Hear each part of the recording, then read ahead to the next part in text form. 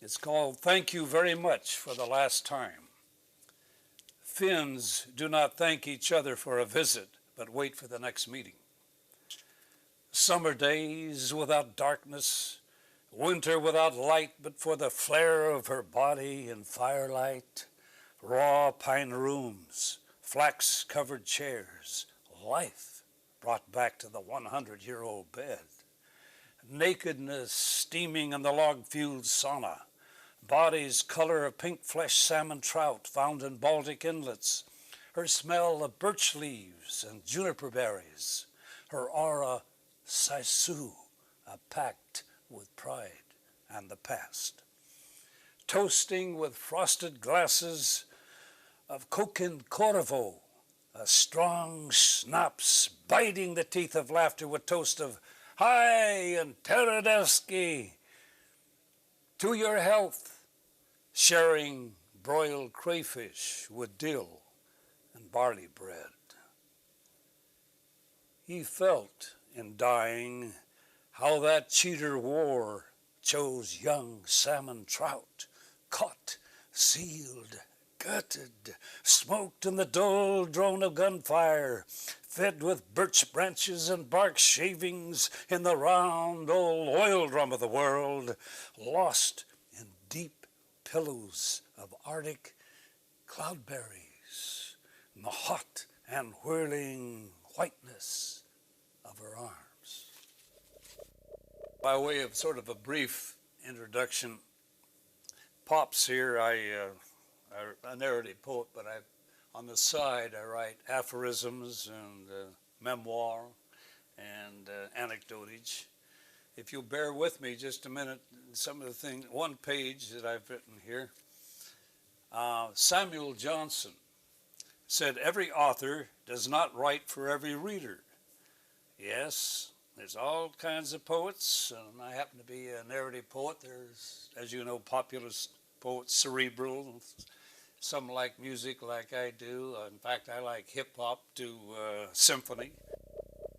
The day they shot Sakharov, not against the wall, strapped down in a clinic, he watched the approaching needle pot-bellied with fluid.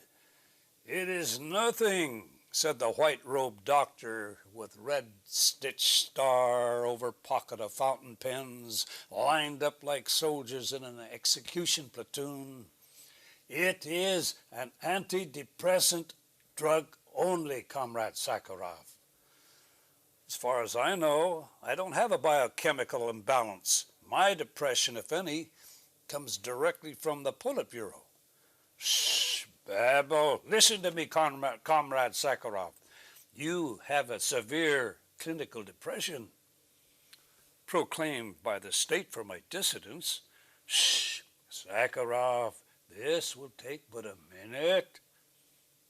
In 5 seconds, Sakharov, who knew his brain better than any man, felt the slow worming of the neurological changes, barely time to will himself into the arms of Mother Russia, whom he loved and trusted, rocking in her arms above fresh snow on the birch trees outside his window.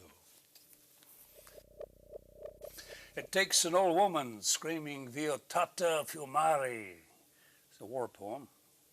I happen to have been in the World War II, captain in the Marine Corps, South Pacific. But this is a little different analogy of war. It takes an old woman screaming Viotatu Fumari. It takes an old woman screaming Viotatu Fumari and beating the hell out of you with a broom. And believe me, you will stop smoking in her parlor. The world needs an old woman like that, with her broom of conviction, strong enough to stare down the crocodile smile coiled somewhere in the DNA of war. And I've tried all my life is to write a sort of a real time proactive poetry, mostly narrative, sort of a metaphor of my life as lived. poetry with mainly an American face. Parlando. Oh, to wake up hungry for the world. Can't get enough of computer Chinese food called geek toy goy. Must go to the cafeteria where the odd and interesting are separated by a velvet rope. The bartender is mixing Spar spritzes, a frothy anxiety drug. Back bar mirrors of brain scan imagery reflecting delusional light, and belly dancers roll flesh up close doing the schizo sizzle, and young girls squealing at a corner birthday table are wearing anorexia and bulimia buttons. The maitre d' is a neuropsychologist from Nepal who directs patrons of jaded passions to tables reserved for the antisocial and paranoid. The chef has trained at Alba, a specialist in hospital food, sings pain away in parlando, a style of speech, musical direction from a medieval Latin roadhouse where horns are muted to a whisper as he sings to his dead mother between sips of cooking sherry, and the old waitress lingers before the order bell like Whistler's mother-soaking feet. The busboy is pleasing a dowager beneath the flowing linen of her table as wine trembles on her lips. And there's quirks for perks, reserved tables for sulky syndromes of the rich, while anguished poor wait for scraps at the tradesman's door. The stressed out and overextended stand in the takeout line, all present. Fan menus of kitchen steam, scripting brains and genes, and the ravaging of the salad bar. The house band plays two notes only, high, exultant, and signature for the low-down, dirty blues. Once famished, filled to a stupor of swagger, I go back to the boarding house of the bedridden who shout for canopies of hope, toss on sheets of subclinical conniptions, beat bedpans and mock fury, pry rent money from hook bills of cormorants, yearn for dream pillows of soft fleecy wool of the llama, turn from the steel wool scouring of soul, a little crazy from the pace, stumbling, reaching out for cups of water in the tough man, tough woman run, a continuum of numbness where heroic expectations have no finish line to face. It's called The Dancing Daughter of the Butcher de Toro. Sidebar, it is not the same to talk of bulls as to be in the bull ring, old Spanish proverb. About the time of 1952, Jack Kerouac was in Mexico City writing Mexico City blues. I was also there, restless as a salamander in a Sambra, shady side of the bull ring in that resplendently mordant city, feeling my way down this ancient wooden structure, swaying with olays from the toreador's passes, twirling veronicas, coming down to the netherworld of this hellish rotunda like an armadillo dazed on cheap tequila, down, down under the stands, moaning with man flesh and woman flesh to a long line of poor holding out pesos for dewlaps and quarters for the freshly killed bull, drug in by two donkeys standing bored in their traces, flies humming around ears sticking from woven straw hats, whimsical, comical, but for the butcher de Toro slashing sinews and shadows with a razor sharp machete dripping red from the meat as his daughter entertains, dancing in her black patent leather slippers over a carpet of the bull's dark blood, her eyes fixed on this dissolute gringo with a kind of pity as I stumbled about without showing a peso, as if nothing she or her father could do to assuage my hunger, not even the bull's head, proper cradle for menudo to appease the sick and starving, and the bull's eyes open, unblinking from the torment of the flies, staring at me like the dancing daughter of the butcher de Toro, long after it had gone to find a cantina, look in the bar mirror and swear to myself I was still alive. And people have asked me about the Beat Generation, and I said, well, hope you don't tar me with the beat brush, but I was there at the time, particularly around 1952 in Mexico City. I lived in Mexico for a year, and I met all the American expatriate writers and poets.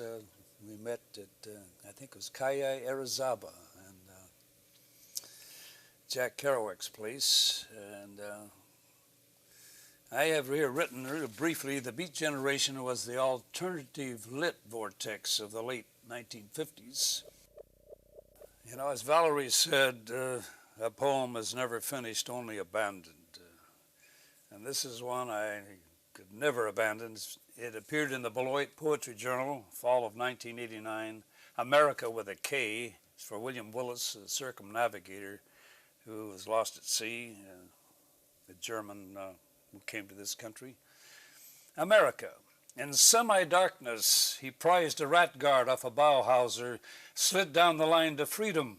Galveston, Gulf of Mexico, low plains of Texas, white with cotton, secret melding with the workers, grime of a coal passer, darkened skin, slipping inland, felling trees in the Brazos bottom, land of red-eyed dogs and soft-eyed llamas, on to the oil fields of West Texas, Oklahoma, girls with skin like a stretch of stars stitching the states together, hair curled dark as freighter smoke, burning feather on the horizon of his desire. Older women who drank straight from the bottle, men with a lost hope of barroom brawlers, slick splat of blood, hands balled of fist or glass, remembering the lines of Philip Larkin, I work all day and get half drunk at night. Waking at 4 to soundless stark I stood, wondering where Larkin found the first lines of the Delta Blues in a London park, as he searched now for the fount of this strange music. Face dimetered with hope and disgust, disquieting dream, awakened a nightmare, pushing up the visored cap in a stare down with a boss whose cold eyes dishumed his humors. Nothing in the dime novels of Buffalo Bill and Texas Jack rang bells of truth, so strange in the low German voice of his grandfather with dreams of America, handed down to become his father's dream, spilling over stone quays, hand winches, liner funnels, the tooting and shrieking of lighters, barges, steamer cargoes, oranges from Spain, pineapples, bananas, coffee from Brazil, dried fish from Scandinavia, nitrate from Chile, but always the rounding ring, America. His father sticking fuel in water tanks of hobo freighters, like poking holes in the world to find the rise and fall of a single name, America, America. A father lost as his father in deep whoring featherbeds, drowning in feathered breast, soft as eider down, soft as the hum, America. Sea bags packed with self-deception, hardtack and stale tea, lost among those who lie in narrow bunks and dream of coffins. His grandfather, first deck boy on an English ship, four-masted bark of 3,000 tons, he who felt the land breeze of Hamburg without Maldipols. Nose sharp as a shipwright's axe, big wallowing man, dancer and roller, a shouter mixing doldrums calm, rumming the song-starved night, shirt front like a mainsail blown out of the bowl trips of his belly, a father who stood on the hot steel deck of a Peruvian guana carrier like a big fish with a hook-torn jaw, singing, America, America. Had he not seen their frigate birds black as crosses on scabrous sky, lived as they had on raw rye flour from the Andes, hardtack broken up with belaying pins? Had he not jumped ship for them, warmed by word liberty, with its hot little belly like a Primus stove simmering in his blood? And to this moment, as he waits for the American girl gliding toward him down the bar, breasts threaded in ropes of Irish linen, thin dress billowing under the furious wooden fan like sails of Egyptian cotton. And outside, the ravenous sea nibbles at the narrows, the hoot and shout of sailors pulling at her arms, her dress, and still she comes to him with outstretched arms. America, America. The pheromones of Thebes. What is this?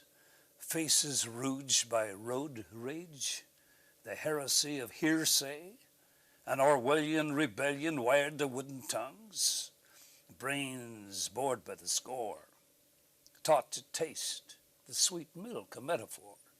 A trash boat powered by nubile neurotoxins, songbirds singing the soliloquy of self. A time when women call a bioethicist before the pediatrician. Med students switching to dinosaur physiognomy, tangled in a sea-wrack wreckage of our senses, startled at life's expectations. Is all a prickly pain and a panache? Satraps of social sadness, somber suckle and puissant passions, up early with the news team, and snouts sensitive as cadaver dogs following Copernicus, Kepler, and Galileo dressed in laurel leaf and jungle print as they check into a tourist hotel. Write the pheromones of Thebes within the scramble of our ids, perfume of our poetry, flavoring the winds. I tried to carry my poetry at least forward from where the beats left off at the end of the 50s. Jack Kerouac died at the age of 47, but he left a poetry-shaking legacy, of course. And I mentioned before I was inspired by Federico Garcia Lorca, who wrote coplas, or folk songs for the people. I always write what's happening at the moment so the literary remains live on somewhat. As we all know, poetry, in my notes here, poetry is a tremendous nourishment, a full course meal, in fact. Life itself is incredibly evocative. Each life is story, an entrance, entrada, as Octavio Paz said when I heard him read in Mexico City before he died. Entrada was the entrance, opening of the idea that is the essence becomes the poem that follows, and the signification, the body or the meaning of the poem, and the revelatory ending that draws all these components together. Then again, a poem can be words, phrases, cantos, whatever, in a big silver bag or stuffed in a dice box in Las Vegas and thrown out to the world. And whatever comes out is the voice of the individual poet. This is from the Coffee House Poets Quarterly, number 13. On John Berryman's suicide, January 8th, 1972. I remember the Fisherman's Bar in Seattle. The old man's nose was an elliptical keel, shearing blue depths of barroom smoke. Hands found the rail. He sat, ordered a beer. After a while I said, John Berryman died today. What was he, a middleweight kid? No, Berryman was a heavyweight, I answered. A heavyweight. He went the distance every time. Never heard of him, said the old man, wiping foam from his beard that became colorless in the back bar light. Believe me, kid, I met Dempsey in Portland, knew his manager, Doc Kearns. Hey, must have been a palooka, an amateur, double billing at the armories. I knew all the great ones, kid. Bet all the fights. Well, you missed this one, I said, ordering a double shot of Kessler's to help the draft go down. On the day Reba had her tattoos removed. On the day Reba had her tattoos removed, eagles flew from her fine human canvas. A pale green seahorse escaped his chain on her ankle. A fish changing color under motel neon and the rain melted into nothingness. Reba missed most of all her round little bear, small as a fingertip, hibernating good-naturedly between folds of her most festive flesh, to be tickled, awakened by lovers who played with it joyously far into the early morning hours, as if the three of them were a family, and she, Reba, was the mother bear. Another short poem for Charles Henry Bukowski. He was an avid racehorse bettor and partitioner. Hank at Santa Anita. When Hank's pick won at Santa Anita, he had a grin like a warm mash of oats and molasses, far different than his usual taciturnity, pockmarked with casual cynicism, hallmark of the writer. Hank, who knew a pastern from a cannon bone, would head for the racing barn, ask any trainer why he used ice instead of scarlet oil on a cut, gave a copy of Post Office to his jockey friend. Both knew that life was a graded stakes race, and now was the time to run. Sounds I forgot to tell Jack Kerouac about in 1952. I'm in an old yellow caboose on the siding, head resting on a conductor's thin cane satchel, hard as a motel pillow.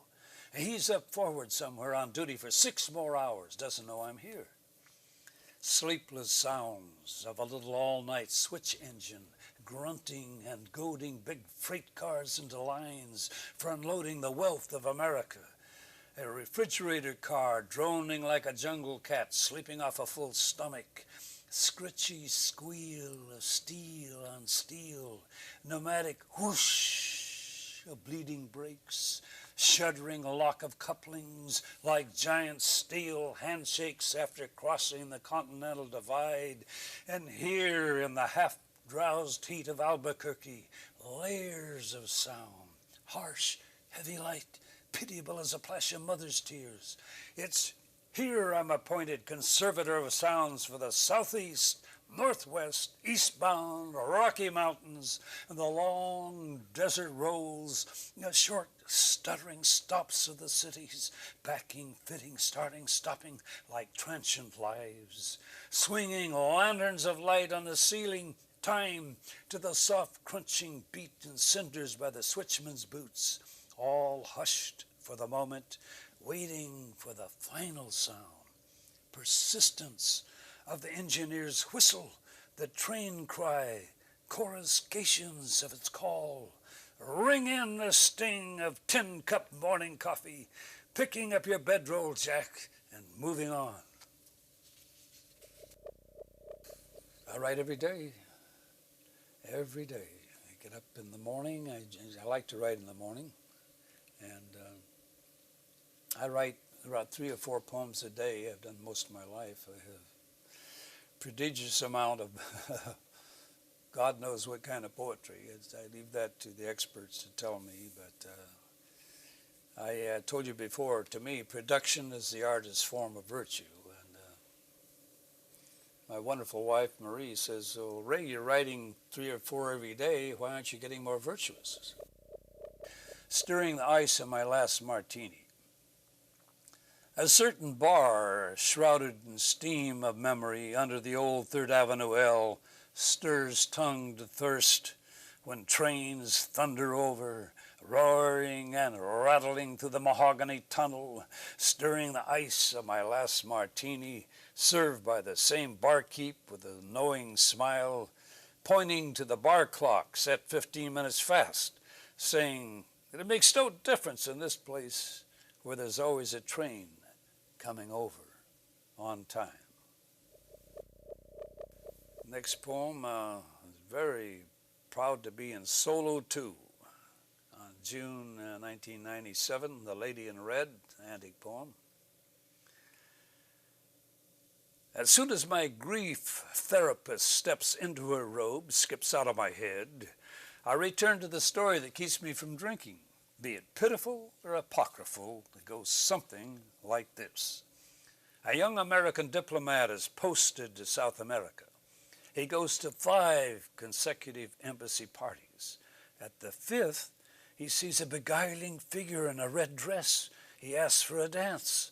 The lady says no, for 3 reasons. 1, you are drunk. 2, they are playing the Brazilian national anthem. And 3, I am the Archbishop of Chile. Then, thirst assuaged, I turn over, go back to sleep, counting the lambs of God. Another one for my friend Hank Bukowski, just me and my baby. There's a deep, starless space behind your eyes. I hold you close as city sounds wind down like a muted trumpet on rain-dark streets, bar neon fizzing out like pale poor blood. The flower lady has put herself to bed. Gurney junkies will soon be picking breakfast in the dawn. Just you and me left, baby, dressed in your pert court hat and glassy skirt with fancy labels, warming my body with exhilarating touches as I read old Hank's last poems by flashlight under tarp, listening to the pock, pock, pock of rain.